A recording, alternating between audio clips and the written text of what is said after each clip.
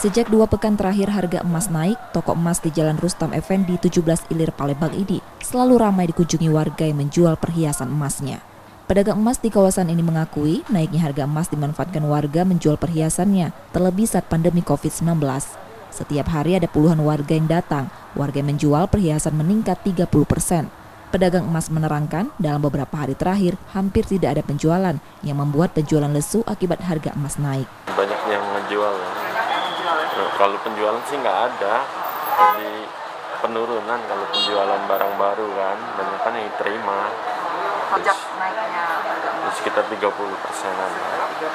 Harga emas di Palembang mencapai 1 juta lebih per gram, meski fluktuatif setiap harinya, namun harganya masih tinggi. Reski Oktora, Muklas Diferensial, Kompas TV Palembang.